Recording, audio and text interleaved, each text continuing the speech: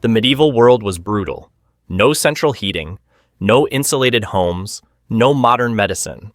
Yet, every winter, millions of peasants faced the bitter cold with nothing but their wits, their hands, and age-old traditions. So how did they survive? What secrets kept them alive through the darkest, coldest months of the year? In this video, we'll journey back in time to explore how the forgotten people of the Middle Ages braved the cold, and how their resourcefulness still inspires us today. In the medieval world, survival through winter didn't begin in December. It began the moment the last frost melted. For peasants, every season was a ticking clock counting down to the cold, dark months ahead. Winter preparation wasn't a last-minute scramble. It was a year-round mission that required foresight, hard labor, and careful planning. The first step was always gathering firewood. Not just a few bundles, but massive stores of it, enough to last for months of constant burning. Peasants didn't have central heating or stoves that conserved energy. Their fireplaces were inefficient and required a continuous supply of fuel. Throughout spring and summer, entire families would venture into forests, clear deadwood, and haul back logs. They would chop it, stack it, and let it dry in the sun so it would burn cleanly. A family that failed to gather enough wood could quite literally freeze to death before the winter ended. Preserving food was just as critical.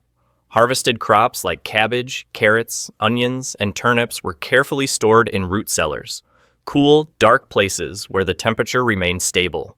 Grains like wheat, barley, and rye were dried and kept safe from rodents, often stored in elevated granaries or tightly sealed clay jars. But that wasn't enough. Peasants had to make their summer bounty stretch through months when nothing would grow. To do this, they turned to ancient preservation methods: salting meat and fish, smoking sausages, pickling vegetables, fermenting dairy, and drying herbs. Some even brewed ale or mead to preserve calories in liquid form. Every scrap of surplus was saved because they knew winter would test their limits. Preparing clothing was another ongoing task. Warmth wasn't a luxury, it was a necessity for survival. Wool was sheared in the spring, spun into thread, dyed using natural materials, and woven into fabric long before winter arrived. Thick cloaks, mittens, stockings, and layered tunics were made by hand, often passed down and patched year after year. Linen undershirts were sewn to keep the body dry and reduce the chill of sweat. Women would often spend their evenings spinning wool or knitting beside the fire, preparing for the months when working outdoors would become dangerous. The homes themselves also had to be readied. Peasant cottages were simple, often made of wattle and daub, with thatched roofs and dirt floors, but they were all that stood between a family and the deadly cold. Cracks in the walls were sealed with mud or animal dung to reduce drafts.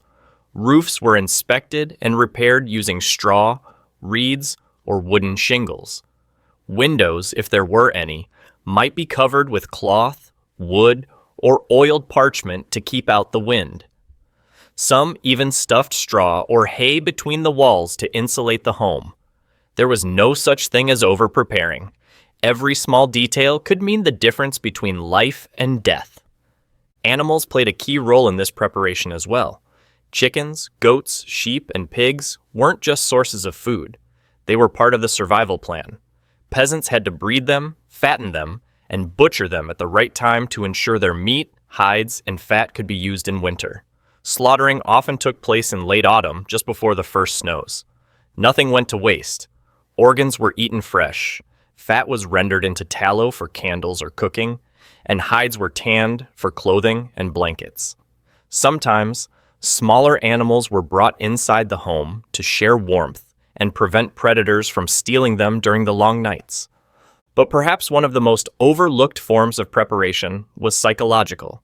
Medieval peasants understood that winter was coming, not just as a change in weather, but as a test of spirit. The stories they told, the prayers they whispered, and the rituals they followed were all part of bracing for months of isolation, hardship, and darkness. Children were taught from a young age to help gather, store, and prepare. Elders passed down knowledge of herbal remedies and folk wisdom to prevent illness. Entire communities were united in a single goal: survive the cold and live to see the spring again. For medieval peasants, winter was never just a season.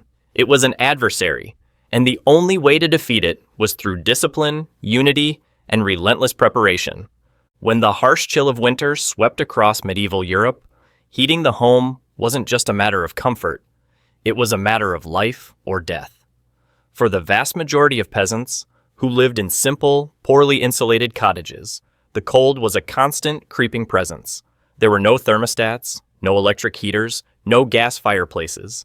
Instead, warmth had to be created from the bare elements: fire, body heat, tightly woven fabrics, and ingenuity. Every ounce of warmth was earned through effort, and every method of heating was a small miracle of survival. At the center of nearly every peasant home stood a hearth, a stone or clay-lined fire pit used for both cooking and heating. In many early medieval homes, there wasn't even a chimney. The fire burned in the middle of a single-room dwelling, and the smoke simply filtered out through a hole in the roof or escaped through the cracks in the walls. The air inside was often thick with smoke, but that smoke also helped kill bacteria and insects while preserving wooden beams. Peasants learned to live with the constant sting in their eyes and the soot on their clothes, because that fire was the heart of the household. Without it, the cold would consume them. Lighting and maintaining that fire was an art. It wasn't as simple as striking a match. Matches didn't exist. Starting a fire required flint and steel, or rubbing dry sticks together, and once it was lit, the flame had to be carefully tended. Letting the fire die overnight meant waking up freezing and spending precious time and effort to reignite it. Many families banked their fire at night by covering the embers with ash, which would smother the flame but keep the coals alive until morning. Then, with a bit of kindling, the fire could be brought back to life. Fire maintenance was often the unspoken responsibility of the entire household, with everyone, from children to elders, playing a part in feeding it, guarding it, and relying on it. But a single hearth could only do so much, especially in homes with little insulation. That's where the clever use of living arrangements came in. Most peasant families lived in one-room cottages, not by choice, but out of necessity. There was a hidden benefit to this simplicity: body heat. Families would sleep close together, often in shared beds or on piles of straw and animal skins. Infants, elders, and the weak were placed in the warmest spots, shielded by the bodies of stronger family members. It might not have been comfortable by today's standards, but it was effective. In some cases, animals, especially smaller livestock like goats or pigs, were brought into the home at night. Not only did this prevent theft and freezing, but the warmth from their bodies helped maintain a survivable indoor temperature. The concept of huddling for warmth wasn't a romantic notion, it was a daily reality. Clothing was another key defense against the cold. Peasants couldn't afford silk or fine furs, but they made the most of wool. After being sheared from sheep in the spring, the wool was cleaned, carded, spun, and woven into heavy garments. These clothes were not just for fashion, they were armor against the cold. Tunics, cloaks, hoods, mittens, and leg wraps were all layered, often several deep. A linen shirt or chemise would be worn next to the skin to wick away moisture, followed by multiple layers of wool. The outermost garments were often water-resistant and tightly woven. In particularly harsh regions, peasants might line their clothes with scraps of fur or stuff them with straw or moss for insulation. The goal wasn't to look good, it was to survive. Beds were rudimentary, often just wooden frames or even simple pallets on the floor. These were padded with straw or hay and covered in rough blankets or animal skins. While we may take for granted the luxury of a warm mattress and thick comforter, peasants created warmth by layering whatever materials they had. Some used old clothes or sacks as blankets, while others simply wrapped themselves in cloaks and fell asleep in the same garments they worked in. The idea of changing into pajamas would have seemed absurd. What mattered was retaining as much heat as possible through the night. Another overlooked but vital component of peasant heating was the structure of the home itself. Though primitive, these cottages were designed with the cold in mind.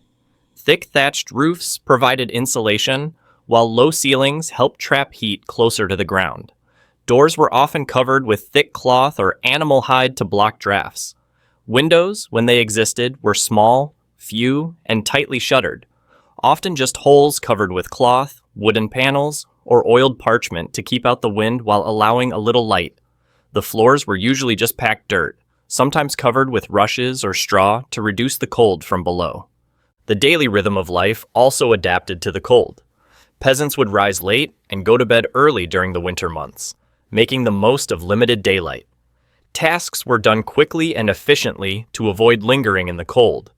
Chores like milking animals, fetching water, or chopping wood were done in bursts, with time in front of the fire in between to recover. When possible, work was moved indoors, spinning thread, mending clothes, sharpening tools. The communal hearth became a place of both labor and gathering, where stories were told, meals were cooked, and life was quietly preserved. Above all, heating in the medieval peasant world was never taken for granted. Every ember, every layer of wool, every draft stopped, was a conscious act of survival. The cold was constant, but so was the will to resist it. And through that daily battle, generation after generation endured, even in the face of winters that would make most of us today retreat indoors without hesitation. For the medieval peasant, warmth wasn't guaranteed. It was earned. In the depths of medieval winter, food was not just a source of nourishment, it was the key to staying alive. The cold months meant frozen fields, snow-covered paths, and an end to any fresh harvests. For peasants who had no grocery stores or food deliveries to rely on, the ability to survive depended entirely on how well they had prepared their food stores during the rest of the year. Winter eating wasn't about flavor or variety. It was about preservation, ingenuity, and making the most of every single bite. The first challenge came with the end of the harvest season. As autumn approached, peasants scrambled to gather what they could from the fields and gardens. Root vegetables like turnips, parsnips, carrots, onions, and leeks were some of the most valuable crops, not only because they were hardy and filling, but because they could be stored for long periods. These were often kept in cool, dark root cellars dug beneath the home, or in pits insulated with straw, dirt, and leaves to protect them from freezing. Grains such as barley, rye, and oats were dried and stored in sacks or bins, critical for making bread and porridge throughout the winter. Meat was a luxury for many peasants, but during the winter, even small amounts could make a crucial difference. Animals were typically slaughtered in late autumn, just before the cold weather set in. This timing allowed for natural refrigeration and also ensured that the family wouldn't have to feed the livestock when food became scarce. Once an animal was butchered, every single part was used. The meat was salted, smoked, or dried. Preservation methods that had been passed down for centuries. Pork, in particular, was favored because it could be cured into bacon or ham and stored for months. Blood was used to make black pudding. Organs were eaten fresh or mixed into pies. Even the fat was rendered into lard for cooking or preserving other foods. Without refrigeration, peasants relied on their knowledge of natural processes to keep food from spoiling. Salting was perhaps the most widespread method. Salt, though expensive, was essential. Meats were packed in salt barrels to draw out moisture and prevent bacterial growth. Fish, especially herring and cod, were heavily salted or dried and could be kept for long journeys or extended storage. In coastal or river communities, salted fish became a winter staple, providing crucial protein during times when fresh food was non-existent. Dairy products were also transformed to survive the cold. Milk could be turned into cheese, butter, or curds. Cheese, especially hard cheeses, could last for months and was often stored in cool rooms or caves. Butter was sometimes salted and packed into clay jars to extend its shelf life. Even whey, a byproduct of cheese making, could be used in soups or given to pigs as a feed supplement. Nothing was wasted. Grains were the foundation of the medieval peasant diet. Bread was a daily essential, though it looked and tasted very different from the modern loaves we know. Peasant bread was typically dark, coarse, and made from barley or rye flour mixed with whatever was available, sometimes even sawdust or ground acorns during times of famine. It was often stale and hard, but it filled the stomach and provided the energy needed to get through the cold. To make the bread more palatable, it was frequently soaked in broth or used to thicken pottage. Pottage, in fact, was the cornerstone of the winter diet.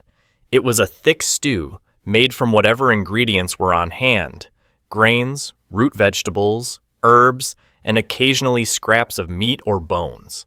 It was endlessly variable and could be kept simmering over the fire for days, with new ingredients added each time someone had something to spare. In this way, it became not just food, but a symbol of peasant resilience and creativity. Even when resources were thin, the pottage pot kept bubbling, offering warmth and sustenance. For flavor and health, peasants turned to their herb gardens and foraging knowledge. Dried herbs like thyme, sage, and parsley were used to season stews and promote digestion. Wild garlic, nettles, and preserved onions added nutrients that helped ward off illness. In some communities, elderberry or rosehip syrup was made to boost immunity during the winter. While medical knowledge was limited, generations of observation had taught peasants which plants could help them survive the season's many ailments. Fermentation was another survival tool.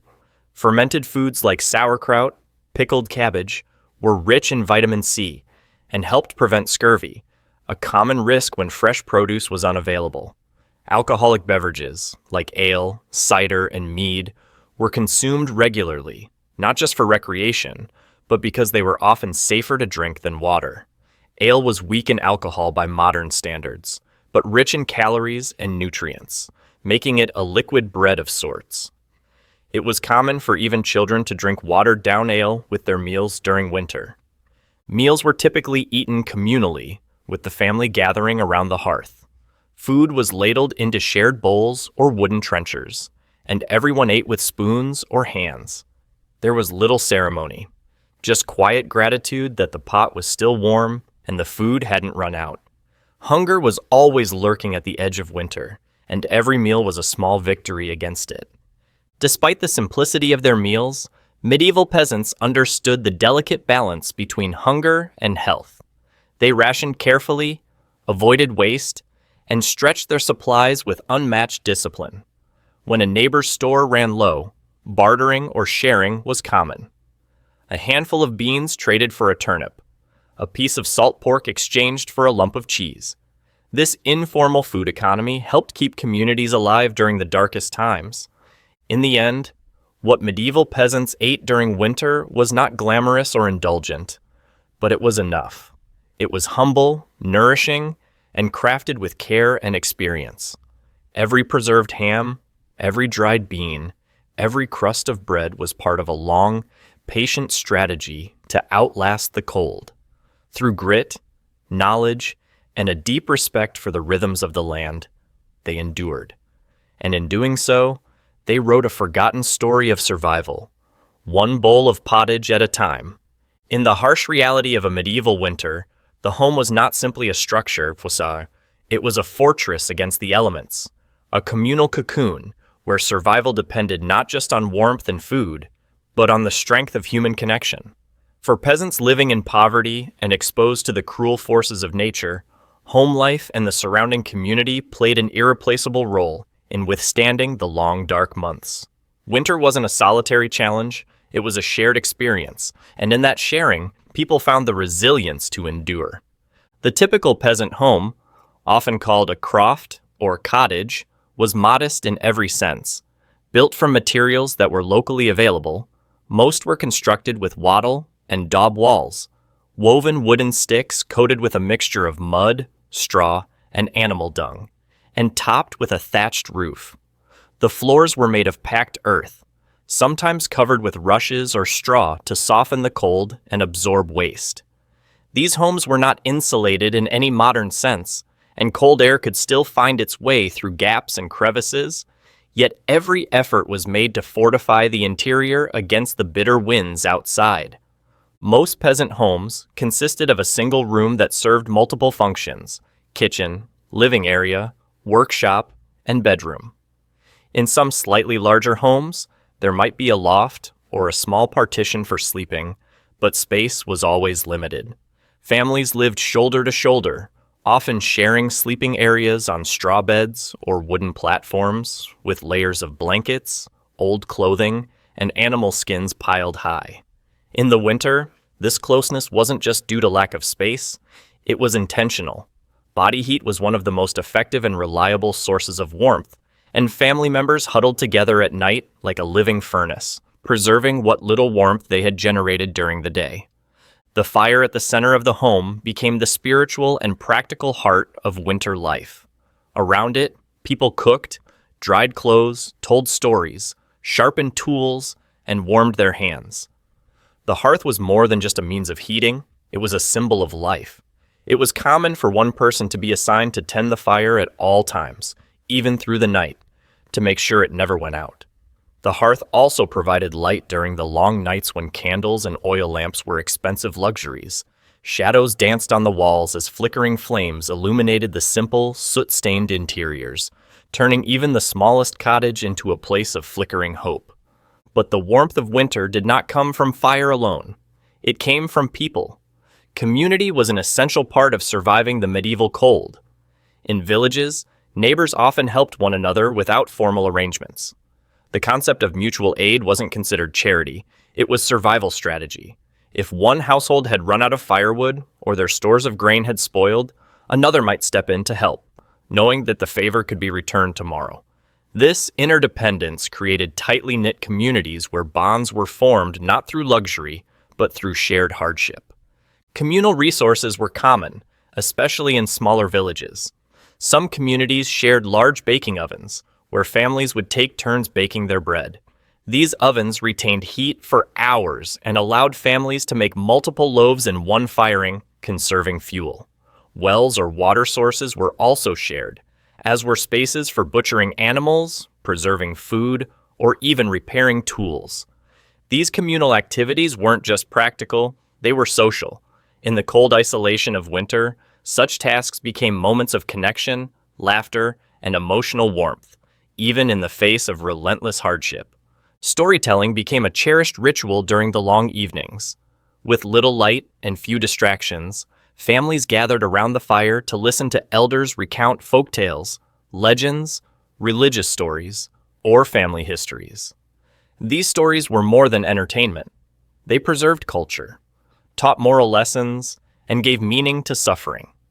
They reminded everyone, especially the children, that the cold would not last forever, and that spring would return. Music also had its place in the winter home. Simple instruments like flutes, drums, or even makeshift items like wooden spoons and hollowed gourds were used to bring some joy into the bleakness. Singing, especially during religious feasts or holy days, helped lift spirits and unite people through shared rhythm and voice. Some songs were passed down for generations, sung year after year as a reminder that others had endured these same trials and emerged on the other side. Children were not idle during the winter months. Though they had no formal schooling, their education came in the form of hands-on tasks passed down from their parents. Girls learned to spin thread, mend clothes, or cook over the fire. Boys might help chop wood, care for animals, or patch walls. These chores were not just about survival, they were acts of apprenticeship, where each child was slowly woven into the rhythm of peasant life. In doing so, they gained a sense of responsibility, purpose, and pride. Spiritual life often intensified in winter. Churches were cold, sometimes unheated stone buildings, but villagers still gathered to pray, attend Mass, and observe religious festivals like Christmas and Candlemas. These occasions brought brief bursts of joy and color to an otherwise gray and brutal season. Religious belief gave peasants a framework to understand suffering, a hope that their endurance had meaning, and a faith that better times, both in this life and the next, were ahead. Illness, however, was a constant threat during the winter. With people living in close quarters, disease spread easily. There were no antibiotics, and medical knowledge was limited to herbal remedies and traditional wisdom. When someone fell ill, it was the community that rallied around them. Neighbors would bring hot soup, boiled herbs, or assist with chores. It was understood that helping the sick today might mean receiving help tomorrow. In this way, even suffering became a shared burden, never fully eased, but softened by compassion. Despite the harshness, there were moments of genuine peace and contentment. A hot bowl of stew, a warm laugh between friends, a child falling asleep in their mother's lap by the fire. These small moments were the treasures of winter, and they were only possible because of the human bonds forged within the home and across the village. In a world where nature could be cruel and resources scarce, it was love, community, and shared resilience that kept the flame of life burning. The medieval peasant's home was not a palace. It was not luxurious or even particularly comfortable, but it was alive, with warmth, with struggle, with unity. And when the snows came and the nights grew long, it stood strong, not just because of stone or straw, but because of the people inside who refused to face the cold alone. While food, fire, and shelter were essential to surviving medieval winters, there was another force just as powerful: belief. In a world governed by uncertainty, where death was close at hand and the natural world often seemed hostile, peasants turned to faith, folklore, and the strength of their inner world to endure. Winter was not only a physical trial, but a spiritual one, testing the soul as much as the body. For medieval peasants, belief was both a shield and a torch, warding off despair and lighting the way through the darkness. Religion was the cornerstone of peasant life. Christianity, deeply woven into every aspect of the medieval world, offered not just moral guidance, but a powerful explanation for suffering. The cold, hunger, and hardship were seen not simply as misfortunes, but as trials allowed by God, tests of faith, patience, and humility. Church teachings reminded peasants that earthly life was temporary, a proving ground for eternal salvation. This belief gave meaning to pain. If they could endure winter with faith and gratitude, they believed they were storing up treasures in heaven. This gave people something no fire or bread ever could: hope. The religious calendar provided a rhythm to winter life. Major holy days punctuated the long months, breaking up the monotony and giving families a reason to celebrate, even when resources were scarce. Christmas was not marked by lavish gifts or feasts for peasants. It was spiritual, a time to honor the birth of Christ with candlelight, prayer, and simple acts of kindness. Songs were sung in the local dialect. Children were told the nativity story, and sometimes a communal meal was shared to celebrate the light entering the darkness. Candlemas, in early February, marked the purification of Mary and symbolized the returning light of spring. Candles were blessed in churches and brought home, seen as sacred tools to drive away the lingering shadows of winter. Prayers were whispered constantly, sometimes silently while tending to animals or preparing food. They prayed for warmth, for strength, for the health of their children, and for the protection of their homes. Simple chapels or crosses stood in village centers or along snowy paths where travelers would stop to cross themselves or murmur a blessing. Saints were called upon: Saint Blaise for sore throats, Saint Anthony for protection of livestock, Saint Nicholas for the welfare of children. The spiritual world was alive and near, a comforting presence that made the biting wind seem just a little less cruel. But religion wasn't the only force at work in the minds of peasants. Older, earth-based traditions still echoed through the valleys and forests, sometimes blending seamlessly with Christian beliefs. These folk customs, rooted in pagan heritage, seasonal rhythms, and ancestral memory, offered practical wisdom and emotional reassurance. People hung charms over doorways, carried talismans made from carved wood or bone, and believed in omens from birds or dreams. The sound of howling wind might be seen as a spirit wandering too far, or the creaking of trees as a sign of something stirring beyond the veil. Superstitions flourished in winter, when darkness felt longer and the unknown loomed closer. Some believed that evil spirits roamed during the long nights, slipping through the cracks of doors if not properly guarded against. To counter these threats, peasants might mark their doorways with chalk crosses, sprinkle salt at the threshold, or burn certain herbs to purify the air. Mistletoe and holly, which remained green even in winter, were believed to carry protective powers and were often placed above the hearth or woven into wreaths. Dreams took on special significance during the cold months, as people spent more time indoors, sleeping longer hours by the fire. A dream of a warm hearth might be seen as a sign of blessing, while one of falling through ice could be a warning to be cautious in the coming days. Elders in the village often acted as interpreters of these visions, their words respected as much as those of a priest. Storytelling, too, was not just a pastime, but a kind of spiritual medicine. Through tales of heroes who braved the winter winds, or legends of kind spirits who rewarded the generous and punished the cruel, people passed down values, warnings, and hope. These stories reminded them that others had survived before, that winter, no matter how severe, would eventually end. They passed from mouth to mouth, generation to generation, preserving not just information, but courage. Even communal rituals were imbued with spiritual significance.